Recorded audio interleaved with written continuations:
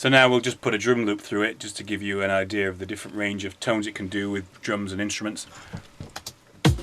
So there's the, I'll turn that down a bit, there's the sort of dry sound, bypass.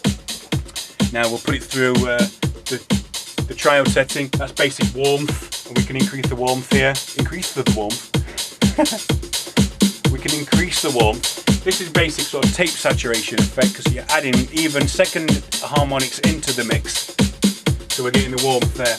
Now if we switch over to the, turn that down, if we switch over to the pentode 1 setting, you'll instantly hear how much more spiky it is. Now we can decrease that by turning the drive down. But you can hear the difference in the type of distortion that you get. Again, you can use the filter to take off some of that high frequency spike if you want to. You know, and we can use the bias setting to get different types of tone.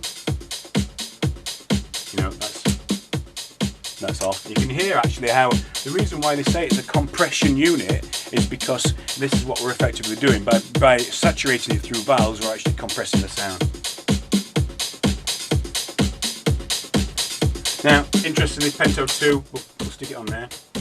Again, this is where the bias comes in. You can hear there's almost like a gating effect there. It's affected by the transients apparently. Yeah, and we can turn that back down, right back down to the normal kind of tape saturation setting that we get with pentode 1.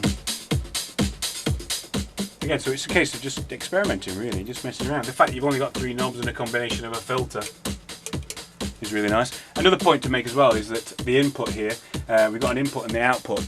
What I've done is I've actually connected it straight to my sound card via 2 ins and 2 outs, and I can use it in Logic as a plugin basically. There's a plugin in Logic called the I/O plugin, which enables me to basically put any sound that's in Logic through this thing. If at any point I want to put an instrument through this, there is an instrument input there which gives me a DI input, so if I want to put a guitar or a bass in it, it acts as the nice guitar preamp, etc. Okay, go back to the drum loop.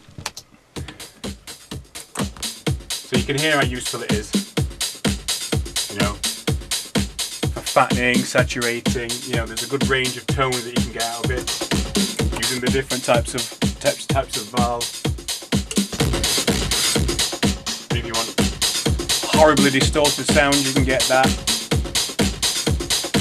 And the beautiful thing about this is that if you've got a sound that doesn't cut through in the mix, you can literally spank it a little bit and just give it that little bit more drive and it will instantly cut through. Stop this. I personally absolutely love it. It really is one of the most used things in my studio. I could have like a rack full of these things and use every one of them.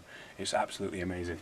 The range of tones, the warmth you can get out of something, the fact that you can get something to really spank through a mix when you've tried everything else, the fact there's no other plugins, even the decapitator plugin doesn't sound really anything like it. It doesn't give you that kind of tone. It's and if you want that bit of analog warmth added to your mix, even if you want to put your full mix through it, you can do that. The range of tones, the sound, the analog depth that you can give your recordings with this thing is absolutely amazing. So in my opinion, it's worth the £1,200. Get yourself saving up for a long time like I did. Get yourself out and buy one.